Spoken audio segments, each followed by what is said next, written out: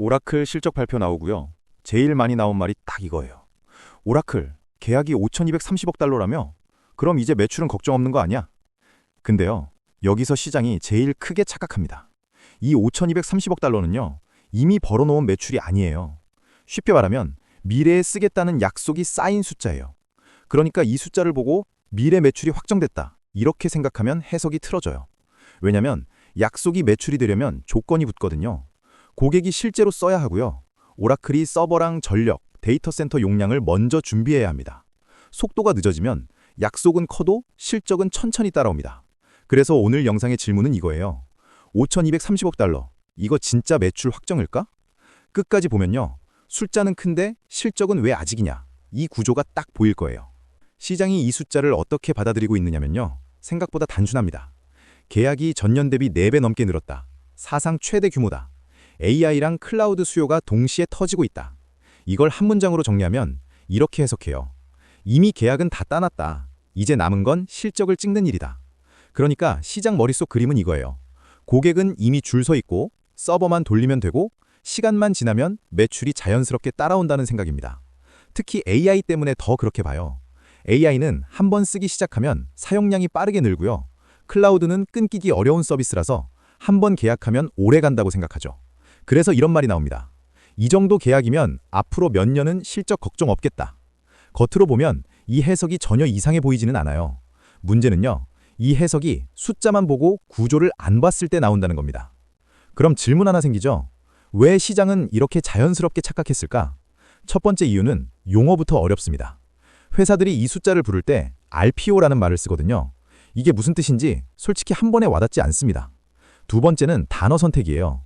remaining, 그러니까 남아있는이라는 표현 때문에 이미 벌어놓은 매출이 아직 남아있는 것처럼 들립니다. 그래서 무의식적으로 이건 남은 매출이구나, 이렇게 받아들이게 돼요. 세 번째는 숫자가 너무 큽니다. 5,230억 달러라는 숫자가 나오면 사람은 자동으로 구조를 보기보다 규모부터 보게 됩니다. 이 정도면 됐다, 이제 걱정 없다, 이렇게 결론을 먼저 내려버리는 거죠. 그래서 오늘 구조 착각의 핵심은 이 한 줄로 정리됩니다. 숫자가 크면 구조는 안 보게 된다. 자, 이제 이 숫자가 진짜 뭔지 보겠습니다. 이 숫자는요, 이미 번 돈이 아닙니다. 쉽게 말하면 앞으로 서비스를 해주기로 한 약속 금액이에요. 이걸 더 단순하게 나누면 구조는 딱 이렇습니다. 계약은 끝났습니다. 서류에는 사인을 했어요. 그런데 서비스는 아직입니다. 서버를 아직 안 썼고요. 클라우드도 아직 안 돌렸습니다. 그래서요, 매출도 아직 아닙니다. 여기서 핵심을 한 번 더 말할게요. 계약은 끝났는데 서비스는 아직이고, 그래서 매출도 아직입니다. 이걸 헷갈리면 이 숫자는 계속 매출처럼 보이게 됩니다. 그래서 이 문장은 오늘 영상에서 계속 반복할 겁니다. 계약 이퀄 매출은 아닙니다. 이제부터 봐야 할 건 딱 하나예요. 이 약속이 언제 실제 매출로 바뀌느냐입니다. 이제 숫자 하나만 보겠습니다. 이 영상에서 제일 중요한 숫자예요. 오라클이 공식 땡큐 문서에 직접 이렇게 써놨습니다. 이 약속 금액 전체 중에서 1년 안에 매출로 인식될 건 약 10%다. 이걸 숫자로 바꾸면 이렇습니다. 전체 약속 금액이 5,230억 달러인데요. 그 중에서 1년 안에 실제 매출로 찍힐 가능성이 있는 건 약 520억 달러입니다. 나머지는요, 2년 뒤 이야기고요. 3년 뒤 이야기고요. 길게 보면 5년 이후까지 이어집니다. 여기서 구조가 딱 보이죠. 숫자는 엄청 커 보이지만 단기 실적을 당장 끌어올리는 숫자는 아닙니다. 그래서 이 문장은 꼭 기억해야 합니다. RPO는 큽니다. 하지만 단기 실적을 바로 만들어주는 숫자는 아닙니다. 이걸 모르고 보면 곧 실적 폭발이라고 착각하게 됩니다. 그래서 여기서 진짜 착각이 생깁니다. 겉으로 보이는 구조는 이거예요. 계약 숫자가 급증했다. 그러면 미래 매출 가시성이 확 좋아졌다고 느낍니다. 이제 실적은 시간 문제다. 시장 머릿속에는 이런 그림이 그려지죠. 그런데 실제 구조는 다릅니다. 이 숫자가 늘었다는 건 장기 약속이 많아졌다는 뜻이에요. 단기 매출이 바로 늘어난다는 의미는 아닙니다. 왜냐면 약속이 매출이 되려면 중간 과정이 필요하거든요. 고객은 앞으로 이만큼 쓰겠다라고 했고요. 그 다음부터는 오라클 차례입니다. 서버를 깔아야 하고요. GPU를 확보해야 하고요. 전력이랑 데이터 센터 용량도 먼저 준비해야 합니다. 이 준비가 끝나야 고객이 실제로 쓰기 시작하고 그때서야 매출이 찍힙니다. 그래서 구조를 한 줄로 정리하면 이겁니다. 계약은 먼저 보이는데 매출은 시간이 지나서 따라옵니다. 이걸 모르고 보면 숫자가 커질수록 기대가 먼저 앞서가게 됩니다. 여기서 한번 중간 리스크를 짚고 가겠습니다. 리스크 자체는 단순해요. 계약 약속은 커졌는데 매출로 바뀌는 속도가 늦어질 수 있다. 이거입니다. 이게 언제 생기냐면요. 먼저 데이터 센터 구축이 늦어질 때입니다.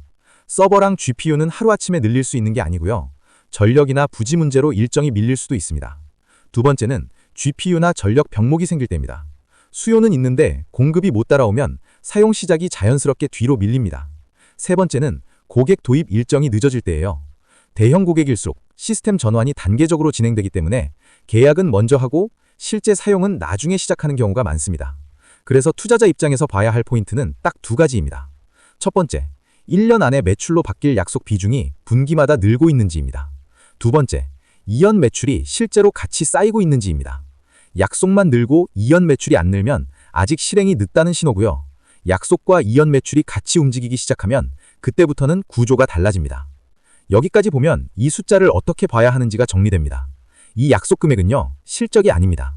수요가 어디로 움직이고 있는지를 보여주는 신호에 가깝습니다. 그래서 투자자 입장에서는 이 숫자의 크기보다 속도를 봐야 합니다. 얼마나 많이 쌓였느냐보다 얼마나 빨리 매출로 바뀌고 있느냐가 중요합니다. 다시 말하면 이 약속이 분기마다 실제 매출로 자연스럽게 이어지고 있는지 그 흐름을 보는 거죠.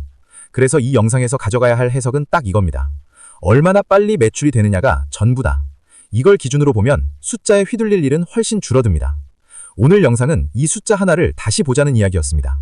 5,230억 달러. 크긴 하지만 당장 실적을 보장하는 숫자는 아닙니다. 약속은 커졌고 그 약속이 언제 얼마나 빨리 매출로 바뀌느냐가 이제 진짜 관전 포인트입니다. 그래서 다음 질문이 남습니다. RPO는 이렇게 커졌는데 왜 현금 흐름은 오히려 나빠질까요? 다음 편에서는 이 질문 하나만 놓고 IaaS 성장률 착시를 보겠습니다.